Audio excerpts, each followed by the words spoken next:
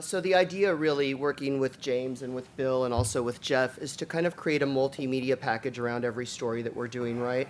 And I think as PR professionals, one of the things that's really important as you're pitching stories to news outlets is to not only think about it as, how will this play as a written article, but, what other components can we add to it? What other components can we pitch to really make it a package that we can then, deliver to whatever reporter we're pitching, right? So, where are the visuals? Are there opportunities to get videos in addition to the print story that you're doing?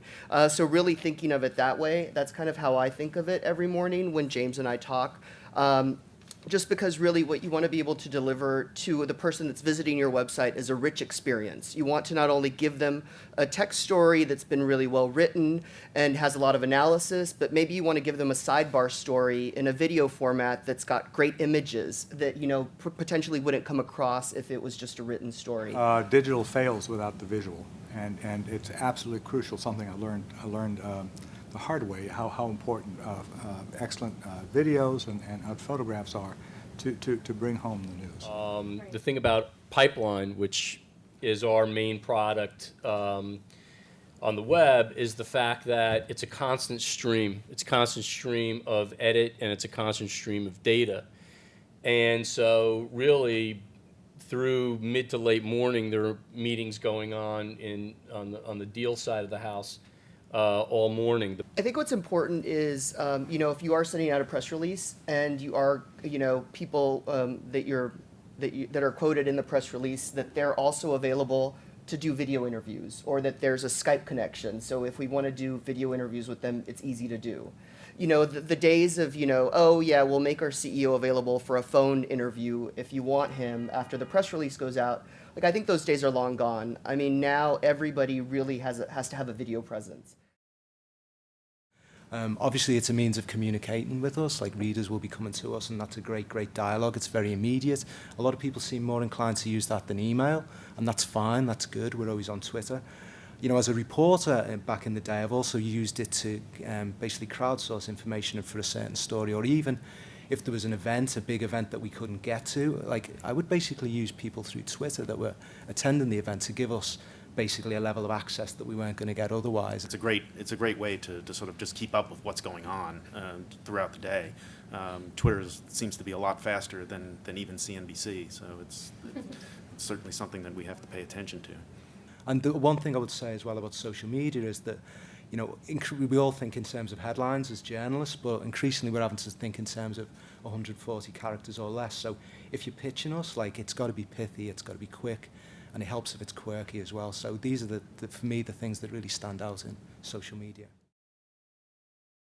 We welcome talented analysts, fund managers, rainmakers, economists, people that can come in and talk sort of in broad terms about what's happening in the market. And what we often find, and this is really in Ruben's bailiwick, what we often find is these are the same guys that have just exactly that tidbit of information we need later on. Yeah, I mean, obviously it's a relationship. We understand that. You guys have a commodity that we need as well, and obviously we have a commodity that you need. So, yeah, I mean, our whole team is very, open and up to speed with that. We know the deal with embargoes and everything else, and we are willing to listen. You can have a conversation with us about any given topic, and and hopefully we'll be able to do the same with you. To your question about when is the best time to submit press releases and get the word in, all of us are very busy, and there's no perfect time, but I would suggest that it not be during, at least in our case, earnings season, which is where we're just totally pulling our hair out, and also during the midweek. Monday morning is always probably your best timing. Definitely the earlier in the day, the better. If something's breaking in the afternoon, of course, we try to grab it and get on it as soon as possible. We do coordinate, like Tony said, with the team leaders, and we try to keep up on industries as well as the certain topics we cover, like bankruptcy, M&A. And yeah, the best time to call is definitely not 3 o'clock when we have to turn in our stories, but any other time we're usually around, and we can say we don't have a second right now, but can you call back later? So. late at night or very early in the morning, just because, at least for the video side, it's like I have to allocate resources to that. So I have to find a reporter and a camera person that are going to go cover that. Well, we have our daily news meeting is at 12:45 every day. That's when we pretty much lay out exactly what we have. By then, the reporters need to be aware of what they're doing. So if there's something that, if there was a massive deal announced that morning, and there's some angle that we should know about, we should know it by 12:45 every day. And for me, sort of generally as the ME, I would avoid me during the pre-market hours. I've just got too much going on, and similarly after 4 o'clock. But in between that, from 9:30 through till 4, even around midday, is always a good time to get hold of me. And just bear in mind that, like, if you do send me something, I'm interested. I'll make a case for that with our reporters. But you have to obviously make that case to me first as well. The best stories that we've done, the most analytical stories, the most interesting stories, the exclusives that we're able to get, come from reporters talking to the people that they know in the areas that they cover, whether it's an industry or whether it's bankruptcy or private equity. It's all coming up from the bottom. So getting to know the reporters for us on our side is key, because that's where it all gets driven from. It all starts from our daily coverage. Saying, okay, this is what's going on behind the scenes. Here's some of the people involved.